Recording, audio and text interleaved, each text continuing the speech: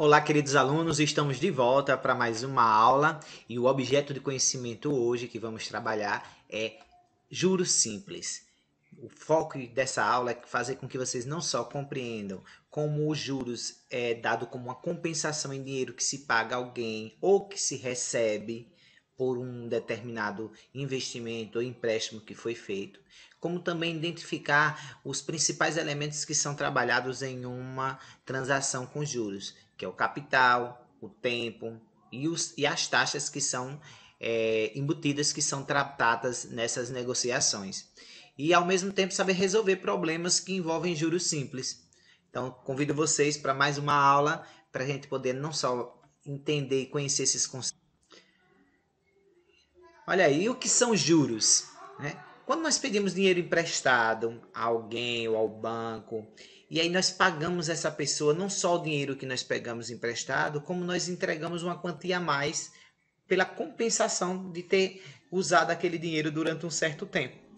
Essa compensação que se paga é o que nós chamamos de juros. Porém, os juros não é só a referência ao que você paga, também é referente ao que você recebe. Quando você aplica um dinheiro em um banco, numa poupança, você também está ali emprestando ao banco, porque o banco está ficando com o seu dinheiro durante um determinado tempo e aquele dinheiro vai gerando uma quantia a mais além do que você depositou. É também chamado de juros. Então, juros não é só o que você paga, mas e sim também o que você recebe. Então, dependendo de cada situação, quando você empresta ou quando você pega o dinheiro emprestado, seja para uma pessoa ou para um banco, em qualquer uma das situações, você vai ter os juros como um acúmulo pelo dinheiro que você vai ter que pagar a mais ou pelo dinheiro que você vai receber a mais em uma dessas transações. Então, juros está aí, a definição simples que a gente pode dar para juros é uma compensação em dinheiro que se paga ou que se recebe. E podemos calcular os juros usando a seguinte relação. Juros, nós temos aqui, é igual a CIT. C significa capital, olha aqui a definição. Esse I aqui, olha, é utilizado para a representação da taxa de percentual que foi utilizada ali naquele problema, como a compensação que vai ser dada em relação a um determinado tempo, que é o T. Você lembra do imposto e a taxa, a compensação que se dá. Agora, T, isso é que você não pode confundir com taxa. T é o tempo. Então, quando se trata de juros simples, a gente tem essa formulazinha que a gente chama de CIT. Capital vezes o imposto vezes o tempo.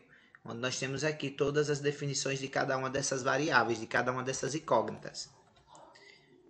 Lembrando de um detalhe, lembre sempre que quando se trata de juros, a taxa e o tempo tem que estar na mesma variação, na mesma unidade de medida. Se a taxa, por exemplo, estiver cobrando um certo juros ao mês, o meu tempo também tem que estar em relação ao mês. Se um dos dois estiver em variáveis diferentes, unidades de medidas diferentes, você precisa primeiro organizar para que eles fiquem na mesma unidade de medida. Exemplo, se eu digo que eu pego um determinado dinheiro emprestado a 5% ao mês para pagar em um ano, observe que a taxa de juros está ao mês, mas o tempo está ao ano. Então, quando eu for fazer qualquer cálculo aí para poder verificar os juros que vai se pagar durante aquele período, eu transformo aí o tempo para meses. Já que a taxa está em meses, então eu vou fazer o quê? Um ano tem quantos meses? 12. Então, na hora que eu for calcular o tempo, eu não vou usar de um ano, e sim 12 referente a meses, que é o que a taxa está sendo cobrada. E aí sempre eu tenho que ficar atento a essa situação de transformar a taxa, a unidade de medida que está sendo trabalhada, igual à unidade de medida do tempo. Quando nós calculamos juros e queremos saber qual é o montante que foi obtido durante essa transação, a gente calcula usando essa fórmula. Porque o que é montante? Montante final é sempre o capital investido mais os juros. Quando eu junto o capital que eu invisto mais os juros, a soma dessas duas variáveis vai me dar o M, que é o montante. Então, essa fórmulazinha aqui nós chamamos da fórmula do montante de um investimento através de juros simples, que montante é igual a capital mais juros. Vamos ver um exemplo. Quanto rendeu a quantia de R$ 600 aplicada a juros simples com uma taxa de 2,5% ao mês no final de um ano e 3 meses? Primeira coisa que a gente tem que fazer quando lê um problema onde ele quer saber o rendimento, os juros que foi aplicado, ou o capital, quando ele pede qualquer situação que envolve juros simples, a primeira coisa é você identificar as variáveis. Olha, quanto rendeu a quantia de R$ 600, então ele já está lhe dando o capital, que é o 600. Ele quer saber no regime de capitalização simples, que é o regime de juros simples, onde ele lhe dá aqui o quê? Os juros, a taxa. Qual foi a taxa? 2,5% ao mês. E ele dá o tempo, aí no final de 1 ano e 3 meses. Lembra que eu falei agora que quando você precisa fazer cálculo envolvendo juros, você tem que olhar a relação da taxa e o tempo, se elas estão na mesma unidade de medida. O tempo aqui está 1 ano e 3 meses. E a taxa está só ao mês. Então, eu tenho que transformar esse 1 ano e 3 meses em meses.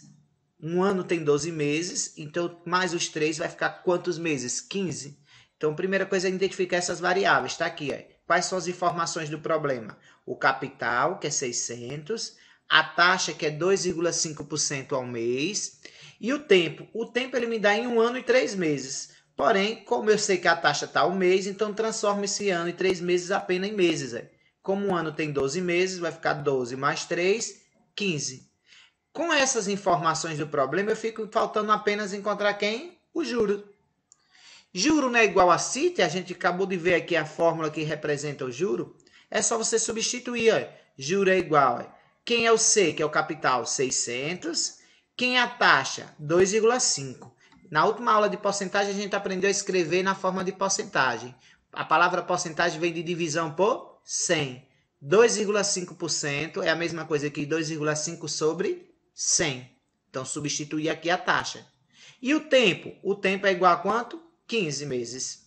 Agora que eu substituí todas as variáveis, é só efetuar aqui os cálculos para poder encontrar os juros. Ó. Bom, você pode aqui simplificar esses 600, já que é uma multiplicação, e aqui é o mesmo que T1 abaixo do denominador dos 600. Eu posso simplificar esses 600 com esse 100, cancelando os dois zeros, fica 6 sobre 1. Vai ficar assim, 600 dividido por 100 dá 6, aí repete o 2,5 e repete o 15. Então, vai ficar 6 vezes 2,5 vezes 15, que dá igual, quando fizer essa multiplicação, 6 vezes 2,5 dá 15, e 15 vezes 15 dá 225. Portanto, o rendimento final dessa aplicação será de R$ 225. Se essa questão pedisse um montante ao final dessa aplicação, aí o montante seria o quê? O capital mais os juros. O capital de 600 mais os juros, que foi o rendimento, que é 225, daria 825. Porém, como a questão só quer saber o rendimento, ou seja, os juros que foram obtidos nessa transação, os juros foram esses aí. Vamos ver um outro exemplo. Qual foi o capital que, aplicado a taxa de juros simples de 1,5% ao mês, rendeu R$ 90 em um trimestre? Mais uma vez, precisamos identificar o que nós temos no problema. As variáveis do problema são essas. Ó.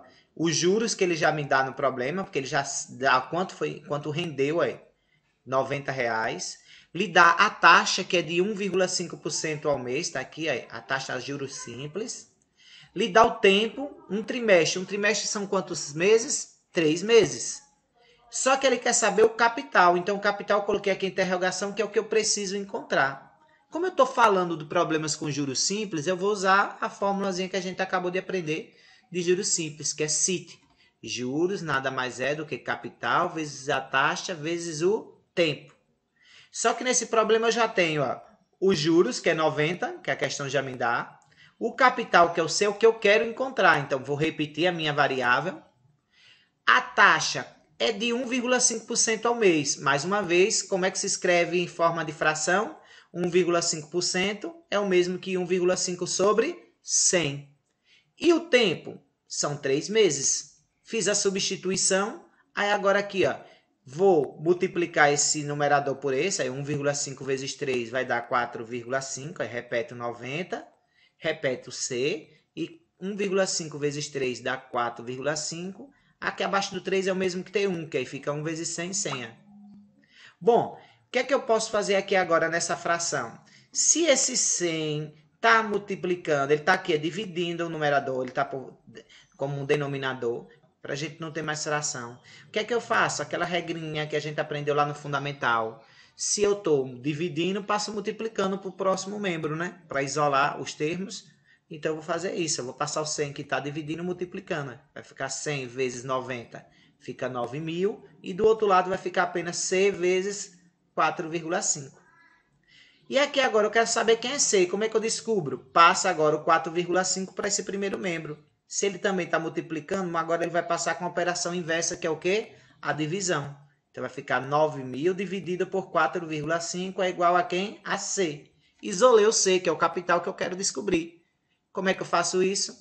Efetuando essa continha. 9.000 dividido por 4,5 é igual a 2.000. Então acabamos de encontrar aí o valor do capital.